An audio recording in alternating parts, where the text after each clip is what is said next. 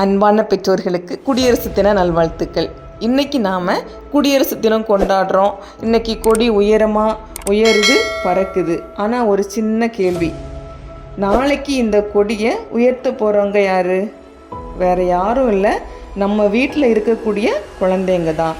இன்றைய குழந்தைங்க தான் நாளைய தலைவர்கள். ஆனால் தலைமை அப்படிங்கிறது குரல் பெருசாக இருக்கணும் அப்படின்னு கிடையாது, அல்லது நல்ல மார்க்கு, ஃபஸ்ட் ரேங்கு, போட்டியில் ஜெயிக்கிறது அப்படிங்கிறதும் இல்லை. மூளை ஆழமாக இருப்பது, அதாவது சிந்திக்கக்கூடிய திறமை, உணர்வுகளை கட்டுப்படுத்தக்கூடிய திறமை, மற்றவங்களை புரிஞ்சிக்கக்கூடிய திறமை, முடிவெடுக்கக்கூடிய துணிவு இருந்தாலே போதும். இது எல்லாமே நம்ம வீட்டில் தான் உருவாகும். அதுவும் 18-20 வயசில் உருவாகாது, 5-6 வயசுக்குள்ளாடி மூளையில் கனெக்ட் ஆகும்.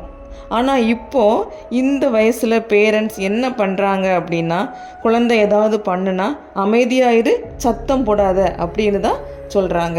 அப்படி சொல்கிறப்போ பயம்தான் வளரும். அதற்கு பதிலாக சூப்பர், அருமை, நீ என்ன நினைக்கிற அப்படின்னு பாராட்டுறப்போ சொல்கிறப்போ தன்னம்பிக்கை வளரும். இதுக்கு பெரிய ஸ்கூல், பெரிய கோச்சிங் எல்லாம் தேவை கிடையாது.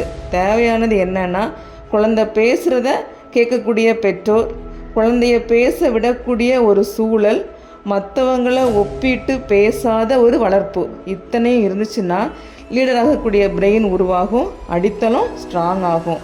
ஒவ்வொரு குழந்தையும் ஒரே மாதிரி கிடையாது. சில குழந்தைங்க சிந்திக்கிறதுல வலிமையாக இருப்பாங்க, சில குழந்தைங்க உணர்வுகளில் வலிமையாக இருப்பாங்க. DMIT போன்ற சோதனைகள் தான் ஒரு குழந்தையுடைய இயல்பான மூளை செயல்பாட்டை பெற்றோருக்கு புரிய வைக்கிறது. குழந்தைங்க கிட்ட எதை வளர்க்கணும் அப்படிங்கிறதையும், எதுக்கு அழுத்தம் கொடுக்கக்கூடாது அப்படிங்கிறதையும் தெரிஞ்சிக்கலாம். இன்னும் அதிகமாக தெரிஞ்சிக்க வாட்ஸ்அப் பண்ணுங்கள், டிஸ்கிரிப்ஷனில் லிங்க் இருக்குது, ஃபில் பண்ணி தெரிஞ்சுக்கோங்க. நம்மளுடைய அரசியலமைப்பு ஒவ்வொரு குடிமகனுக்கும் மரியாதை கொடுக்குது.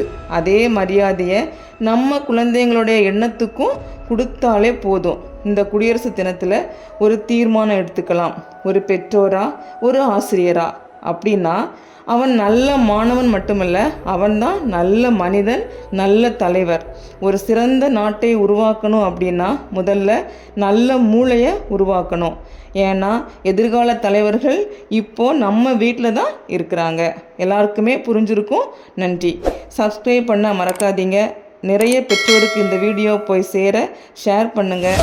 நீங்கள் ஃபீல் பண்ணுறத கமெண்ட் பண்ணுங்கள், லைக் பண்ணுங்கள்.